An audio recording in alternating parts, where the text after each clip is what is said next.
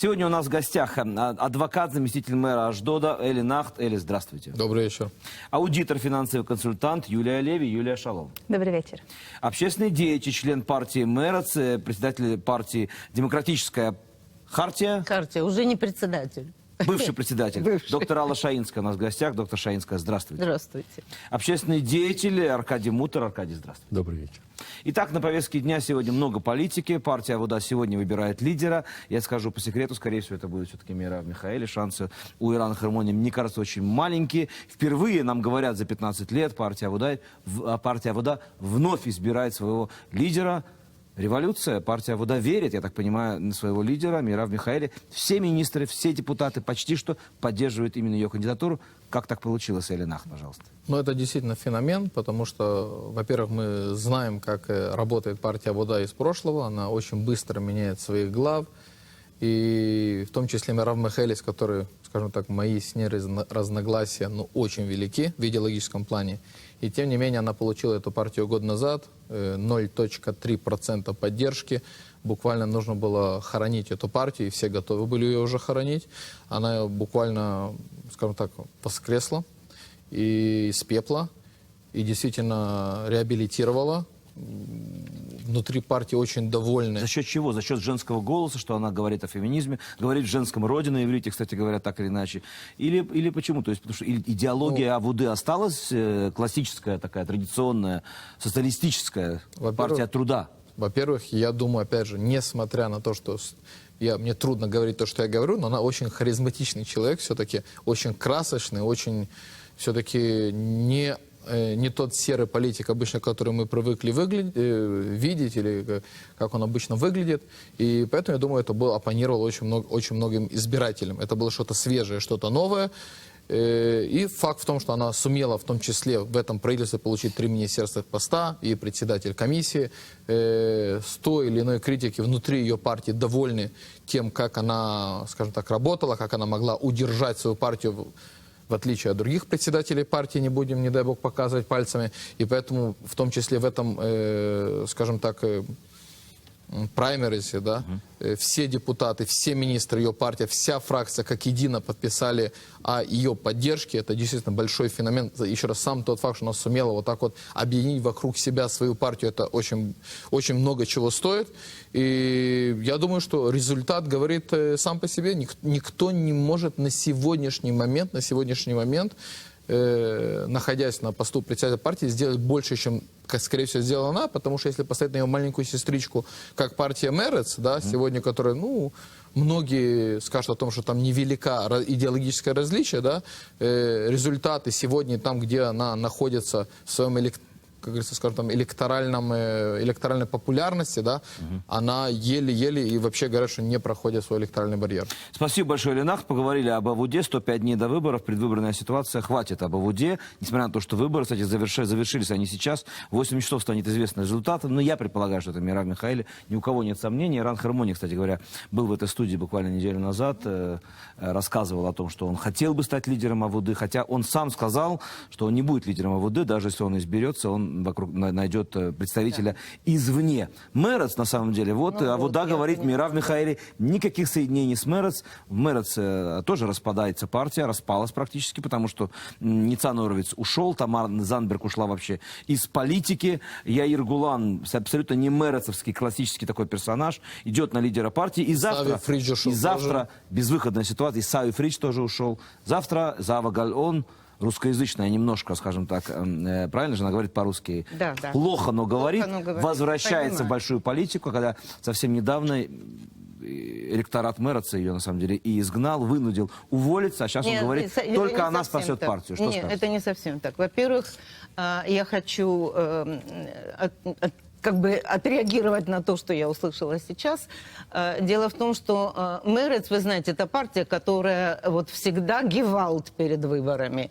Но, тем не менее, с тех пор, как она упала с 6 до 5 мандатов, да, или то есть с 10 до 6... всегда гевалт, но после года у власти, казалось бы, какой гевалт? Да, нет. Целый год были у власти. Я имею в виду гевалт компании. Послушайте, после года у власти у нас было 3 министра, тоже для нашей партии очень много. Но министры не очень популярные, потому что вы знаете, что Министерство здравоохранения во время ковида проблема в это не неудачных очень хорошо. министерствах. Нет, дело не в этом. Я не настолько пессимистична, потому что это Мерец, она не популярна. Я пессимистична, возможно, пока, когда состав, наш список еще не сформирован. Вот это то, что меня пока останавливает, сказать, наберем ли мы свои 5 мандатов или нет, потому что будут новые люди. Что вы скажете о Новые Заве люди, Гален? Вы с ней которых не знакомы? знают. Действительно, она Я тот с ней сильный знакома, я с лидер, ней в который прекрасных вернет... отношениях. Она действительно сильный лидер. Ее очень любят. И я хочу поправить, ее не то, что не выбрали, она сняла свою кандидатуру, когда баллотировалась Тамар Зандберг. То есть она ей фактически показали уступила на дверь ей. тогда. Нет, ей Тогда не ей показали на дверь. Это совершенно не так. А Тамар Зандберг, ради которой Зава готова была оставить Кнессет предыдущих перед последними выборов, вдруг сказала, что она будет баллотироваться. И тогда Зава Галун решила, что она не будет с ней составлять ей конкуренцию. То есть ее никто не выгнал, за нее она не участвовала, просто не участвовала и ушла. Почему она сейчас согласилась вернуться, я не знаю. Потому что басист Ее попросили спасти Мерец. Басист Мерец, в том числе, вы слышали Исау Фрейч, они считают, что Зава Галун единственная, которая может. Я отношусь к Яир Галан положительно. Не потому, что он генерал, потому что он в погонах, потому что я симпатизирую многим из его позиций. Он говорит И о как новом он- Мерце, абсолютно другом, а Зава Гален это старый классический Мерец с его идеологией, как говорят, DNA, как говорят, Я да, бы даже партии. сказала, что Яир Галан во ДНК. многих вопросах более радикален, чем Заава. Потому что Раматкаль, да, главнокомандующий армии, который зажигает факел и говорит в День независимости, и говорит то, что он сказал, вы помните, что Да, он сказал, да, что Он не Раматкаль, ситуация он был в стране- заместитель начальника. Он был Генштаба. заместитель, он был кандидат на позицию главнокомандующего армии. И действительно очень достойный, заслуженный генерал. У него очень много заслуг перед этой страной. И когда он сказал то, что он тогда сказал, нужно иметь огромную смелость, чтобы людям в глаза сказать то, о чем он думает и что он чувствует. Давайте присоединим наших коллег. У нас в гостях Юлия Леви. Скоро поговорим об экономике, дороговизне жизни. Главная тема, на самом деле. На наших кухнях, мягко говоря, у нас дома, везде, на самом деле, говорят о том, что дорожает хлеб, молоко, яйца. Об этом поговорим. В нашем кошельке. В нашем кошельке. Да, у нас для всех это самая актуальная тема. Но давайте начнем говорить и про правых, про самую большую, крупную партию сегодня, самую крупную оппозиционную партию Ликуд, на самом деле. Спорят, но конструктивно. Я говорю про внутренние праймерис. Идут за Нетаньяху. Даже цепочку придумали. Цепочка лояльности Нетаньяху.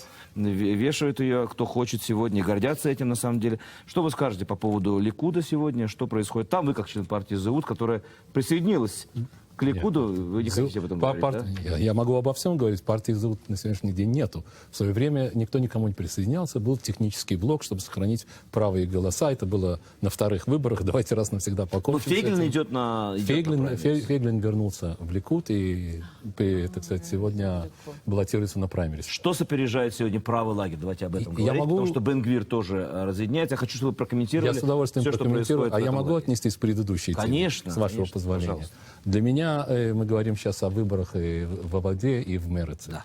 И перечисляют всякие достоинства и так далее и тому подобное. Я считаю следующее, что две эти партии являются определенным компасом, определенным индикатором и сознания израильского общества. То есть, чем меньше голосов они получают, тем, я понимаю, больше, так сказать, больше мы взрослеем, и чем больше, полностью процесс наоборот. Давайте разберем, кого привносят эти две партии, кого не привносят в политику. Давайте возьмем Мирав Михаэли. Мирав Михаэли, я вам хочу напомнить, в свое время с огромной критикой выступала против традиционного устройства семьи. Это так сказать, те рамки, которые больше всего наносят ущерб детям. Номер раз.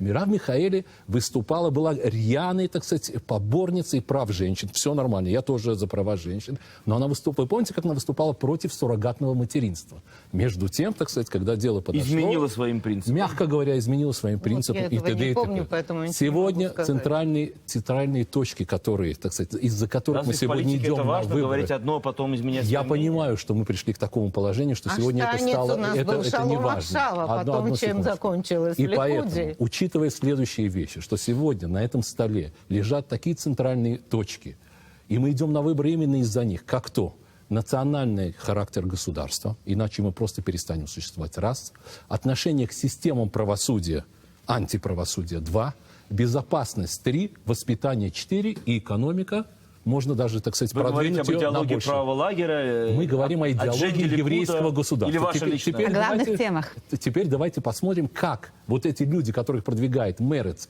и, так сказать, и Авода, продвинут эти точки. В какую сторону? Давайте разбираться. Яир Галан сравнил нас с вообще, так сказать, это какой-то кошмар. Не, ну это, Наших солдат сравнили... Аркадий, это идеологические разногласия, Причем, им не будет сейчас секундочку, возможности... идеологические разногласия, идеология имеет четкое, ясное, практическое применение. Вы хотите поговорить про экономику? Сейчас Давайте поговорим. поговорим про экономику, нет проблем. Сейчас поговорим про Какие веяния, какие новшества привнесет Мерец и Авода в экономику? Разве возможно развитие экономики без четкого, ясного, свободного рынка? А скажите, без, у Ликуда без освобождения... есть четная, Мы дойдем далеко. программа? Мы дойдем до Ликуда. Есть программа Есть, вообще? есть, У Ликуда? есть. Что Я- вы говорите? Я здесь не выступаю Даже Нет, ну вы не Я вас ликудник, внимательно но вы слушал. сейчас Я конкретно вас- я разбираете вас программу внимательно- Я вас Мэрис, слушаю. партия Можно, Вода. я вас Давайте еще внимательно про слушал. Ликуд поговорим. Ничего, что я вам мешаю, когда вы меня перебиваете. Я вас внимательно слушал. Если вы можете мне привнести один законопроект, продвинутый Аводой и Мерецом в области развития, продвижения экономики в Израиле, я сниму сейчас шляпу. А которой у есть, меня есть нет. в Ликуде такая программа? Есть. И Да, Ликуд и- немало сделал. Одну секундочку. Вы хотите спросить меня... Немало есть- сделал. То, что Алла, я Одну адресую секунду. вам, Он у нас Аркадий. довел Аркадий, до давайте такой буду без... ситуации, Да. в которой мы сейчас находимся. Он немало Секунду. сделал. Давайте буду вести дискуссию я, Аркадий. Пожалуйста. Спасибо вам, потому что у нас проблем. пропаганда или точки зрения... Мы же обсуждаем, какая предвыборная пропаганда. ситуация еще не началась. Гонка еще не началась. 105 дней. Еще она- рано говорить она о том, что они не продолжается. правы, а я прав. Предвыборная гонка продолжается уже все эти пятые Это понятно, выборы. Если да. кто не Ну, помнит, ребят. говорить о ценностях ваших и ценностях Аллы очень сложно здесь, потому что нужно отвести этому несколько часов, несколько суток, на самом Можно деле. Мы еще здесь один момент? мы пытаемся комментировать актуальные события, которые происходят сегодня, новостную повестку дня. Мы поговорили про Аводу, про Мерец. Мы пытались поговорить про Ликуд, вы говорите про общие ценности. Мы Поэтому, вернемся. поэтому давайте говорить об экономике. Можно Потому что у нас в секунду, гостях- пожалуйста, одно слово Да, сказать? одно слово, пожалуйста.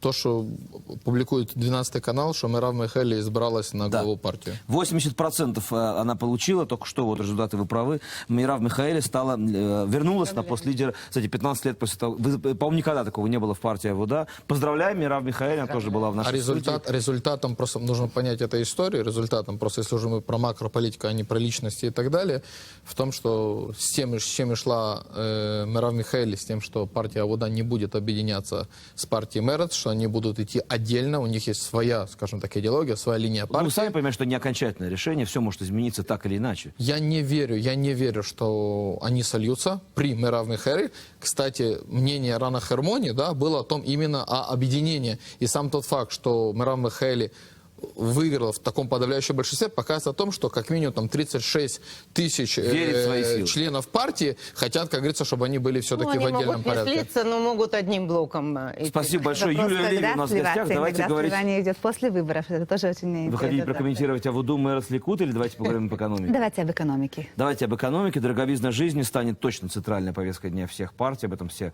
намекают, говорят. И если что неудобно, сразу переходят к этой теме. Потому что виноваты якобы и то правительство, которое было 12 лет в Ликуде, или то, которое сейчас год. Но факт в том, что хлеб дорожает, 36% сейчас остановили. Я так понимаю, и Лапид, и Барбивай, министры обратились к ведущим супермаркетам остановить цены, так или иначе, сдержать их и на хлеб, и на яйца, и на молоко. Электротовары дорожают, продовольственный кризис в мире, война в Украине. насколько действительно зависят внешние факторы на то, что происходит сегодня в Израиле? И может ли, сразу два вопроса, правительство действительно какими-то методами это остановить? Но я думаю, что, во-первых, конечно же, сложно игнорировать тот факт того, что все, что происходит в нашем мире, влияет и на наше маленькое государство, которое вроде еще как-то относительно других стран еще вроде держится. То есть если мы сравниваем даже ту же инфляцию в Израиле и в других странах, у нас еще, то есть как бы плюс-минус там инфляция 4%, 4 с хвостиком, в других странах уже 8-9 и так далее.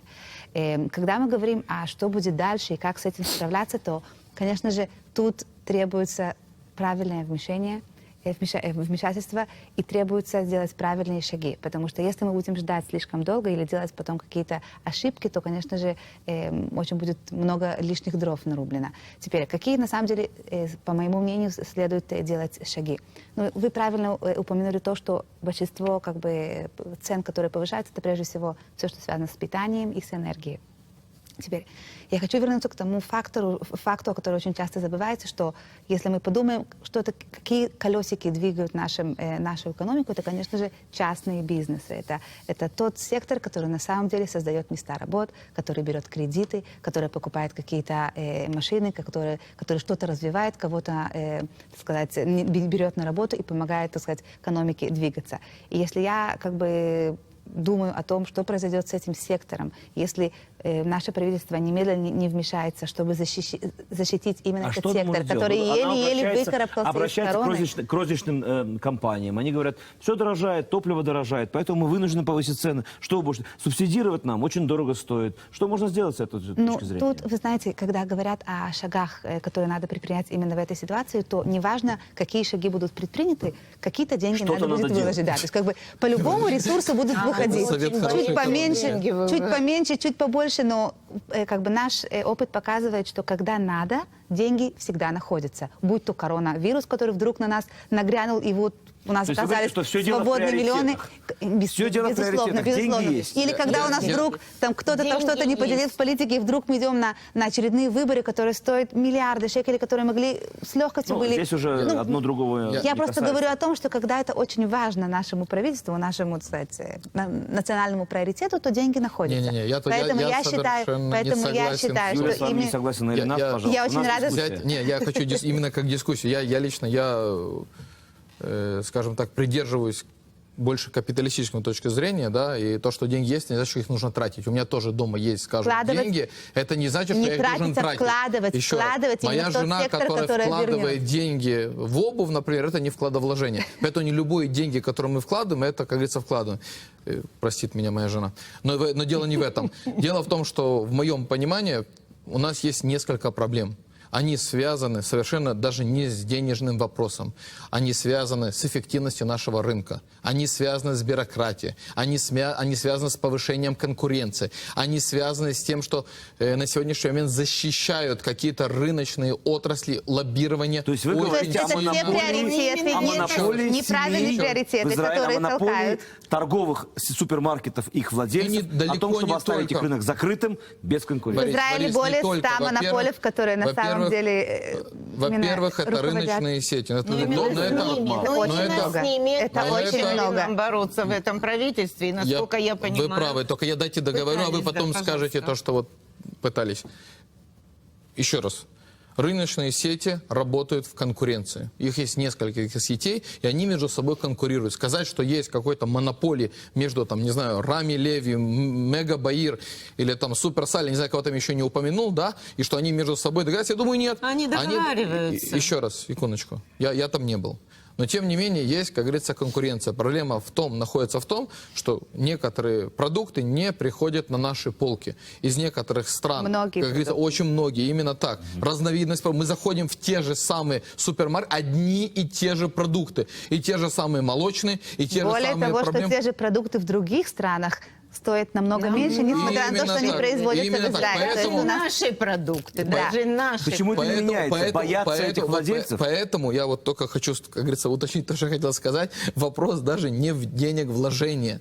Вопрос совершенно в храбрости, в смелости борьбы с теми, как говорится, группами, влияниями, которые сегодня очень многие, в том числе в нашем правительстве, боятся их. Но тут, как говорится, дорогая ложка к обеду. То есть на данный момент, да, я с вами очень согласна. То есть для того, чтобы на самом деле решить все проблемы нашего рынка, тут требуется, так сказать, кривой такой подход.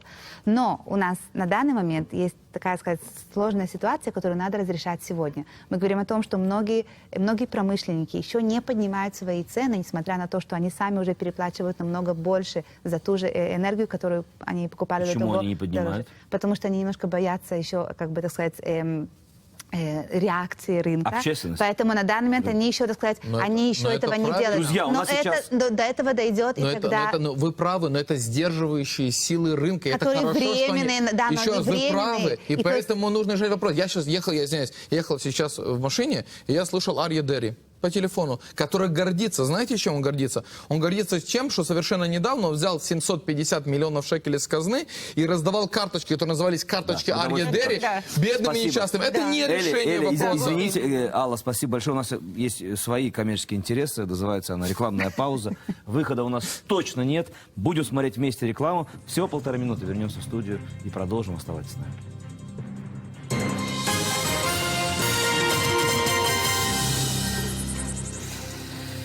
Мы продолжаем, мы в прямом эфире, это «Герой дня», мы говорим об экономике в предвыборный период. Так вот, правые партии говорят о либерализме с точки зрения экономики, о приватизации, а в левом традиционно говорят о национализации роли государства. В Нет, этом мы уже сейчас не немножко говорим поговорим про об этом. Есть ли вообще, может быть, места этому сегодня уже нет, вы скажете, но я хочу предоставить слово Аркадию Мутору, вы тоже говорили об этом, на самом деле, о либеральной экономике. Я так понимаю, что вы скажете о том, что надо открыть рынок максимально, полная либерализация возможности рынку или бизнесам продавать все, что они хотят, где угодно. Я скажу следующее. Как должна выглядеть экономика в еврейском государстве? Первое – свободный рынок, потому что это самовыражение человека. Второе – надо иметь исключительно веские причины, чтобы на шею предпринимателю и работнику, на его налоги посадить кого-либо. А это у нас выражается в бюджетных пенсиях и так далее и тому подобное. Я, конечно, не такой смелый человек, как Эли, и не буду упоминать свою супругу, но я знаю, что если есть, так сказать, финансовые проблемы, прежде всего смотрят дома и сокращают расходы. Я правильно понимаю? Ну, сейчас, наверное, Почему надо сокращать расходы? Может быть, надо увеличить почему. доходы? Я вам скажу почему. Это одно другому В не мешает. экономике? Я вам скажу почему. Потому что, входя в ведущие страны это OECD, мы смотрим, что производительность нашего часа очень низкая. Почему? Потому что на вашем рабочем часу, на моем и всех здесь присутствующих сидят бюрократы, которые в лучшем случае не мешают. Это в лучшем случае. А своей бесконечной регуляцией бюрократии только превращают нашу жизнь во многих местах в ад. Вы со мной согласны или Да. нет? Чтобы активизировать доходы, что надо сделать? Это, так сказать, классика экономики. Снижать налоги, правильно? Чтобы человек шел спокойно, смело работал, мог брать суды, платил нормальные налоговые деньги и хотел это заплатить. Сегодня у нас частный предприниматель занят основное время чем? Как сделать Как так, выкарабкаться?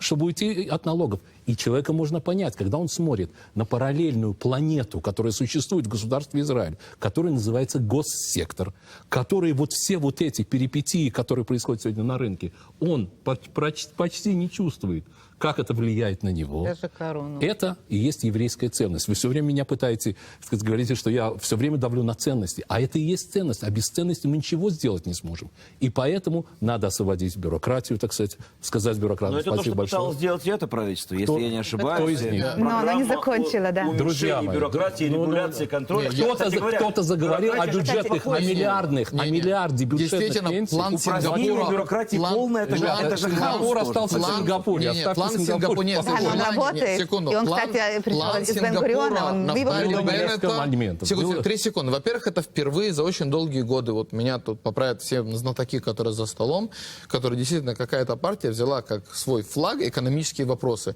И Нафтали Беннет в хорошем, в плохом, не сейчас значения, как говорится, намерениях и случае взял эту возможность. Он представил план Сингапура, Абир Кара, который тоже очень сильно старался где-то его упрекнули, что когда вопрос был пенсии для частных предпринимателей, он не Для проголосовал и так далее. военных. Но, тем не менее, старания какие-то были. И это было на повестке дня. И я хочу с вами еще одну вещь согласиться и добавить, если можно, да. Кроме параллельного мира госсектора, который смотрит частный предприниматель, как я, то есть я всю свою жизнь, я был частный, до того, как стал заммэром, всю свою жизнь я был частным предпринимателем, я единственный раз в жизни был наемным, когда я был на стажировке в адвокатском, как говорится, деле. И смотришь не только на Израиль, мы в глобальном мире. Да. И поехать, Я хотела открыть сказать. компанию сегодня в Дубае, где 0%, или когда-то недавно в Кипре, или в Мальте, или даже в той же Украине до недавних пор, или не имеет значения сейчас где, для нынешнего бизнесмена практически в любой отрасли это не проблема. И если мы сегодня посмотрим на наш рынок, самые богатые люди покинули Израиль в пользу там, Англии, в пользу других стран, миллиардеры, нынешние наши, которые проживающие здесь. И я думаю, что в том числе это связано с вопросом налогов. Поэтому именно для того, чтобы стабилизировать и стимулировать нашу экономику, мы должны просто иначе на нее посмотреть. Я не буду, как Аркадий, говорить о ценностях. Это людям, может быть, немножко звучит странно, хотя я с вами могу согласиться, но это странно, потому что речь идет о экономике, я понимаю. Я понимаю телезрителей, которые не понимают, при чем здесь капиталистические либеральные ценности. Почему Я с вами еврейские? еще раз, Кстати, на почему сегодняшний момент это очень актуально. И почему еврейские? Но я- Экономист говорит. Нет, правильно, я не перечу. Нет, я просто хочу сказать, что есть просто простые правила игры. Я даже это, с вашего позволения, упрощу. Правила игры, которые сегодня работают в западном мире, и мы видим страны, которые преуспевают, и нам не нужно придумывать колесо или велосипед заново. Давайте подумаем о тех странах, которые преуспевают. Вы правильно говорите о том, что налоги душат предпринимателей. Почему это происходит в нашей стране или во всех, скажем так, не преуспевающих странах? Потому что если мы подумаем о 100% нашего населения, и мы узнаем, кто на самом деле платит налоги, то мы увидим, что большинство не платит. Почему? Потому что их Большинство не заработки... платит. Да, почему? Потому что их заработки, это они факт? слишком низкие, да. Низкие. То есть как бы подоходный налог настолько, как бы он начинается с какого-то определенного уровня, до которого многие просто не доходят. О чем это говорит? О том, что у нас есть очень много слабых звен в этой цепочке. Мы говорили о цепочках. Так вот, если мы не найдем путь, чтобы укрепить именно эти слабые цепочки, то вы правы. Вот, Сильные Мария, цепочки пожалуйста. просто не выдержат и отсюда Вот давайте убегут. поговорим. Это как раз связь с ним? самое... Секундочку, давайте здесь поговорим про, опять же, про мэра, про Авуду. Сейчас Мирав Михаил уже лидер точно партии Авуда, это уже официально. Все-таки понятие защита слабых слоев населения. Да, и мы Ведь про это Авуда говорим, всегда да. говорит о повышении Не надо их прожиточного защищать, их надо минимума. укреплять. Да, укреплять, Их конечно. надо давать правах возможности, трудящихся. образования. Им нужно Секундочку, дать... я хочу задать вопрос, касающийся именно левого лагеря. Мне хочется связать это все равно с предвыборной ситуацией. Мэр Авуда говорят, или всегда раньше говорили, нам рассказывали о социалистическом строе, о трудящихся, о работниках заводов, о повышении минимальной зарплаты. Все это еще остается ценностями партии Авуда, мэра и Смотрите, левых это лагерей. уже не социалистический, не коммунистический, это социал-демократический. Так. И, естественно, и не Мерец, и не партия Авода не выступают против свободного рынка. Все это прекрасно понимают. Но вот здесь есть большое но. Вот то, что вы говорила, Юля, такое количество слабо имущего или мало имущего населения, которое не платит налоги, которое не связывает концы с концами, это действительно невозможно. Этим людям нужно помогать. Каким Нужно образом? помогать. Каким образом? Каким Вот об образом? этом и- Есть разные, Что значит есть помогать? разные. Вот сейчас вам Помогать встать на объяснили. ноги. То есть государство Да? должно помогать. Значит, Образование. Нет, вот. Скажите, Правые Подождите, партии говорят, я не надо сказала, стимулировать, что им нужно а левые говорят, дать. помогать. Нет, я говорю, самое помогать лучшее, это общее слово. Вливать Помогать деньги? можно, нет, Понимаешь, что такое помогать можно разными путями, в том числе, как Юля сказала, повысить им зарплату и дать вы возможность, понимаете, что чтобы повысив они... зарплату, все дорожает моментально. А Ваша это не должно покупательная происходить. способность Значит, сходит теперь на нет. мы говорим сегодня о хлебе. Я приехала из Европы, я была в Германии, я была в Польше. Я не видела ни одного хлеба, даже такого с семечками, с какими-то фруктами и так далее, чтобы его цена подходила близко к той цене, которая у нас есть в Израиле. Почему нельзя сделать субсидированный хлеб? Почему нужно отменить эту субсидию для вот этих слоев населения? Ну, у нас же вроде бы есть до субсидированный того, хлеб. Нет, до у нас есть того, контроль над базовыми продуктами. На Но- данный момент идут но переговоры на о том, чтобы эти субсидии продлить. То есть как бы Да. на данный момент это Да, как на раз такой данный критический момент период, когда это может и не субсидии получиться. закончились, потому что производители этого хлеба просят сейчас повысить. Мы знаем проблема с зерном и так То есть далее. если мы война. подкрепим именно этих производителей, если мы дадим какую-то субсидию, какие-то, не знаю, гранты, какие-то, может быть, кредиты, не знаю, что-нибудь можно придумать, то таким Смотрите, образом да. все мы будем платить меньше за Смотрите. хлеб, и таким образом мы, да, Дайте мне притормозим закончить, именно да. эту инфляцию, Всё которая правильно, да. боится. Я хочу сказать, посмотрите, вы только закончите и последнее. Эли закончите. Даже Аркадий скажет. Еще одна реклама. Выхода нет. Да, Видите, хорошо. мы хорошо говорим, интересно. Капитализм. Да, капитализм, либерализм. Вот она, реклама. Минута всего лишь и 6 секунд. Потом вернемся, рекламу посмотрим.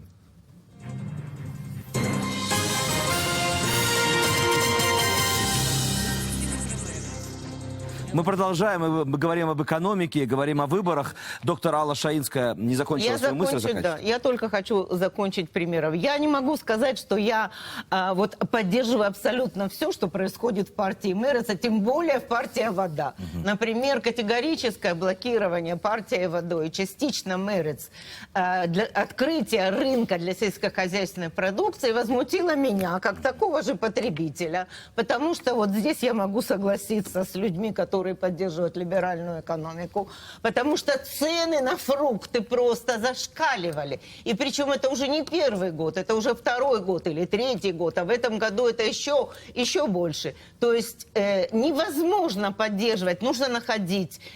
Наши производители фруктов и овощей говорят, что они получают копейки. Но почему-то действительно никто не трогает вот эти акулы, которые продают и перекупают эти овощи и фрукты. Ну, у нас же собиралась быть реформа. Поэтому я хочу, реформа все-таки произошла. Партия «Наш дом Израиль», министр финансов. Я хочу все-таки как бы поблагодарить или одобрить то, что сделала партия НДИ, хоть частично, хоть обрезано, так же, как реформа Обамы медицинская, да.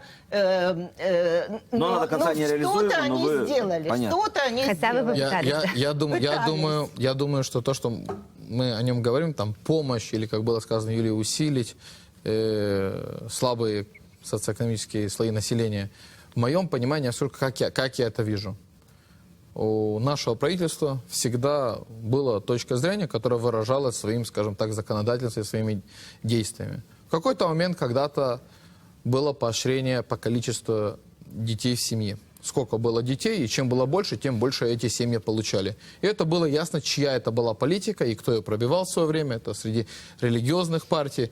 И потом у нас был вопрос, который связан, скажем так, с субсидированным жильем. И встал опять вопрос, кому предоставлять субсидированное жилье? Людям, которые работают, или людям, у которых больше детей? Люди, у которых, как говорится, есть как минимум 1,5 зарплаты, или служили в армии, или служба в армии вообще не актуальна. Поэтому каждый день принимается решение, какие слои общества усилять. И в моем... говоря, вы считаете, что вот если мы говорим про русскоязычный голос, партия «Наш дом Израиль» довольно последовательно говорит, что надо, чтобы была достойная старость у тех наших родителей, бабушек и дедушек, да и нас самих, Да, которые не заработали себе пенсию, не успели купить квартиру, недвижимость. Это правильная политика? Это правильная политика. Положение еще раз, пожилых людей, пенсионеров. Не, вы путаете две вещи. Дайте мне закончить мысль, а потом я отвечу на ваш вопрос. Мало. И поэтому я буду быстро говорить. И поэтому, в моем понимании, нужно помогать и усиливать те, которые помогают сами себе.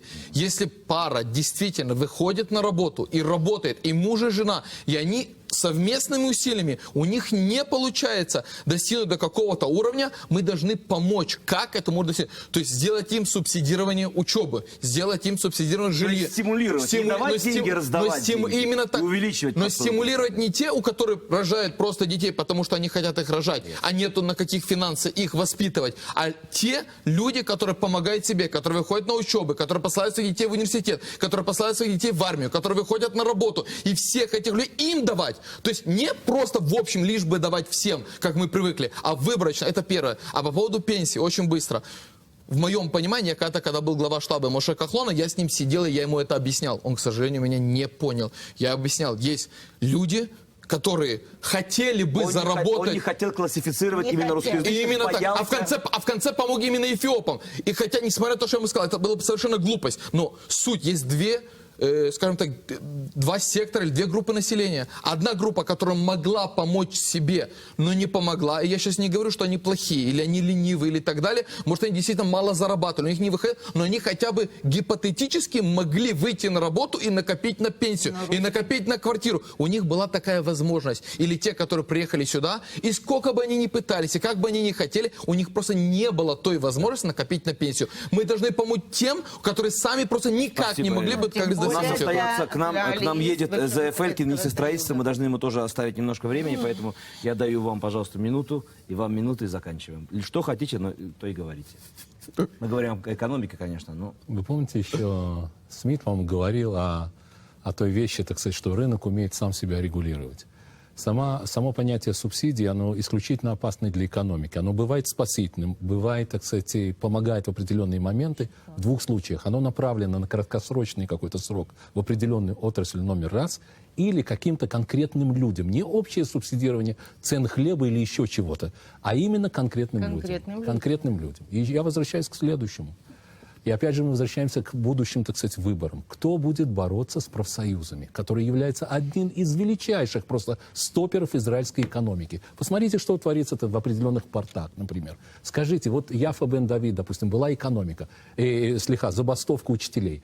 Люди не пошли на работу. Какой ущерб был нанесен экономике? Кто, так сказать, Мираб Михаэли будет с этим разбираться? Спасибо большое, Аркадий. Юлия, Только свободная экономика. Простой рабочий живет во 100 крат лучше в развитой экономике, чем в Как монополизированной. свободная экономика определит зарплату учителей? Я не понимаю. Очень просто. Ваше Вы будете последнее слово, платить Юль, за пожалуйста. хорошего учителя, а за хорошего нет. Знаете, сколько Я, было кстати, уволено хочу- учителей за последний год?